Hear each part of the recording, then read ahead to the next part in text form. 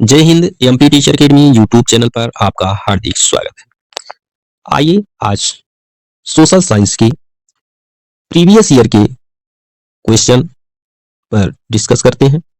ये सभी प्रश्न विगत वर्षों में पूछे गए हैं और पेपर 2 सीटेट के अभ्यर्थियों के लिए इंपॉर्टेंट है। आइए देखते हैं। पहला प्रश्न है, प्रारंभिक काल से शुरू करके आरोही क्रम में निम्नलिखित को सजाएं। तो ऑप्शन है बी में है महापाषाणों के निर्माण की शुरुआत,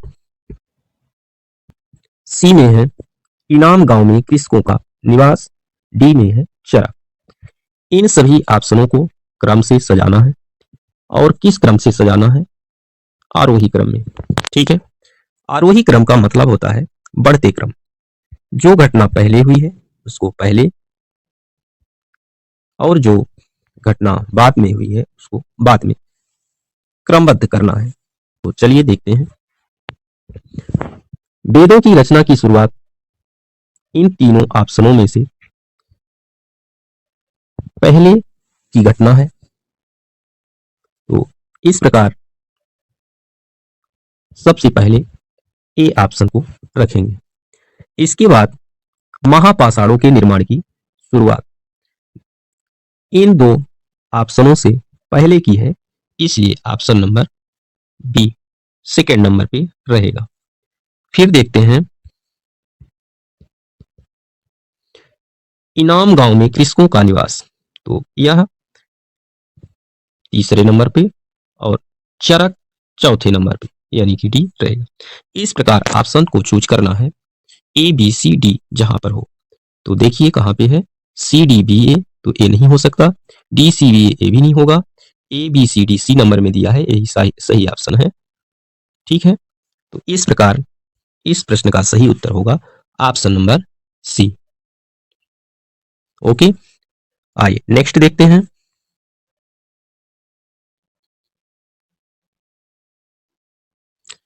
रावी नदी का प्राचीन नाम था, तो यहां पे ऑप्शन है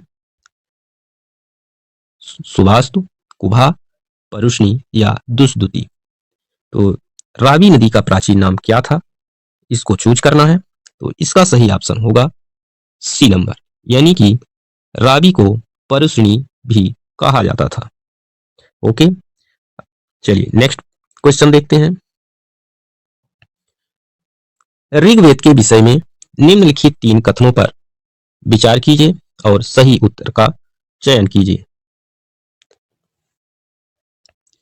ऑप्शन ए, यह 3500 वर्ष पूर्व लिखा गया था, बी, इसकी रचना प्राकृत में की गई थी, सी, इसमें 1000 से अधिक प्रार्थनाएं हैं।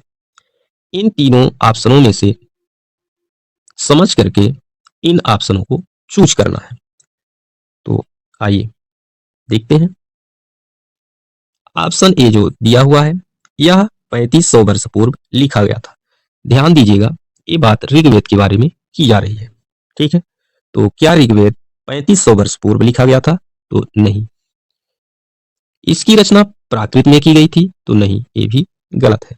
इसमें 1000 से अधिक प्रार्थनाएं हैं, तो क्या ऋग्वेद में 1000 से अधिक प्रार्थनाएं हैं? तो हाँ, 1000 से अधिक प्रार्थनाएं हैं, सही है। तो देखिए इन चारों ऑप्शनों में से कौन सा ऑप्शन सही होगा, जबकि ए बी दोनों गलत हैं, सी सही है। तो यहाँ पे ए नहीं हो सकता, बी नहीं हो सकता, सी नहीं होगा, ऑप्शन नंबर डी सही है, यानी कि सी सही है, ए और बी गलत। ओके, चलिए नेक्स्ट क्वेश्चन देखते हैं।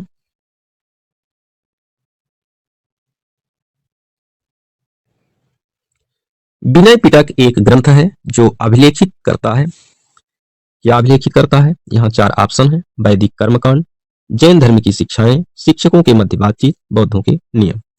तो देखिए यहाँ पे विनय पिटक के बारे में बात की जा रही है। जो ये विनय पिटक है यह एक बौद्ध ग्रंथ है। ठीक है, तो वैदिक कर्मकांड तो हो नहीं सकता, जैन धर्म की शिक्षाएं भी नहीं होगा क्योंकि ये बौद्ध ग्रंथ है, तो ये भी हट जाएगा। शिक्षकों के मध्य बातचीत, तो ये भी नहीं होगा। अब ऑप्शन बचता है डी, बौद्धों के नियम। यही ऑप्शन सही है।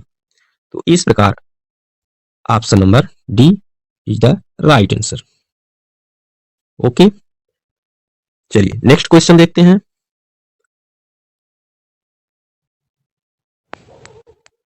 पूर्व, पद और भरत का वेदों में उल्लेख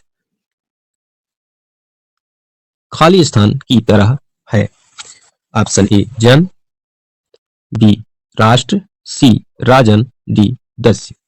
इनमें कौन सा ऑप्शन इस खाली स्थान में भरना उपयुक्त होगा? तो देखते हैं।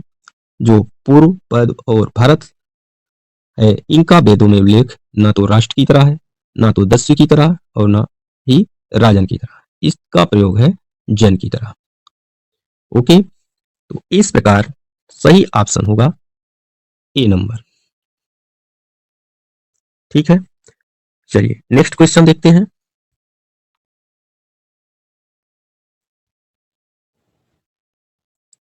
ऋग्वेद की मूल रचना खाली स्थान भाषा में हुई थी। यानी कि ऋग्वेद की मूल रचना किस भाषा में हुई थी?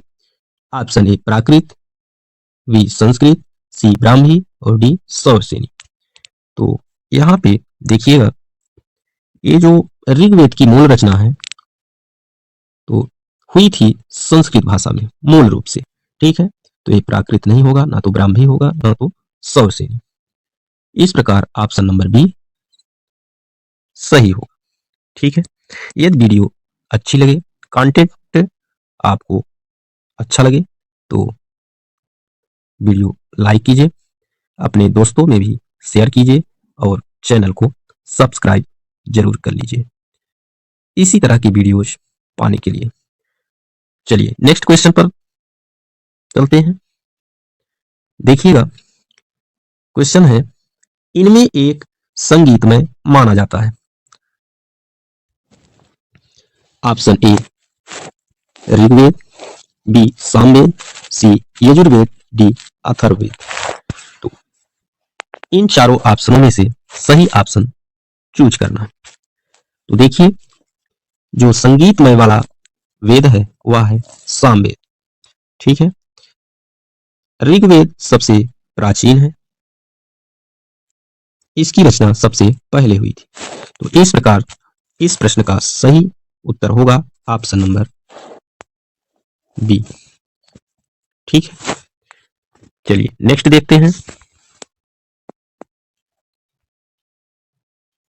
ऋग्वेद में गंगा और यमुना नदी का खाली स्थान वार नाम आया है। यानी कि कितनी बार गंगा और यमुना नदियों का नाम आया है?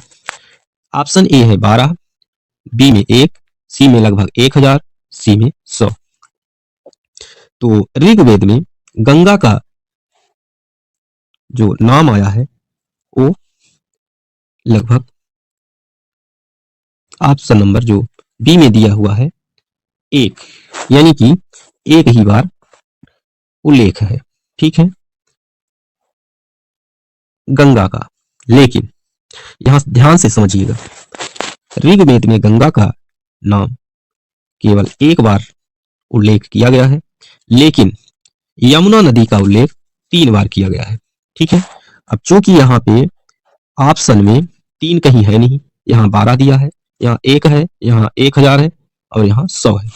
तो इस ऑप्शन के अनुसार हमारा सही उत्तर जो चूज करना है वह होगा बी नंबर, यानी कि एक बार नाम आया है, इस तरह से इसका उत्तर होगा। ठीक है, तो option number B is the right. Okay, next.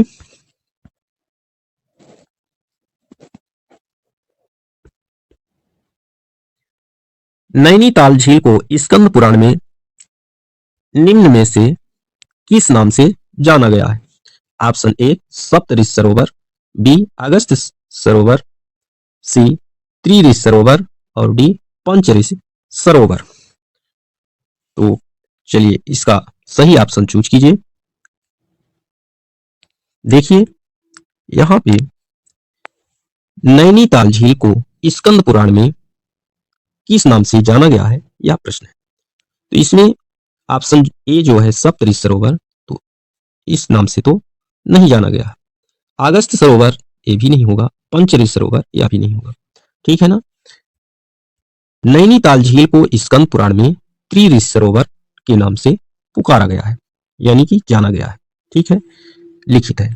आप देखते हैं इसका सही ऑप्शन हमारा सी हो जाएगा, ठीक है, यानी कि सी ऑप्शन सही है। नेक्स्ट, सत्यमेव जयते लिया गया है। ऑप्शन ए हितोपदेश से, बी ऋग्वेद से, सी मुंडक उपनिषद से, डी महाभारत से। तो इसका सही ऑप्शन चूज कीजिए। देखिए, जो सत्यमेव जयते लिया गया है वो लिया गया है मुंडक उपनिषद से, ठीक है। तो हितोपदेश नहीं होगा, ऋग्वेद से नहीं, महाभारत से नहीं। ऑप्शन नंबर सी सही होगा, ठीक है। बस आज इतना ही। वीडियो को लास्ट तक आपने देखा, इसके लिए हृदय से धन्यवाद। यदि वीडियो अच्छी लगे या अच्छी ना लगे तो इसके लिए आप हमें कमेंट में जरूर बताएं। मिलेंगे पुनः नेक्स्ट वीडियो में, तब तक के लिए जय हिंद, जय भारत।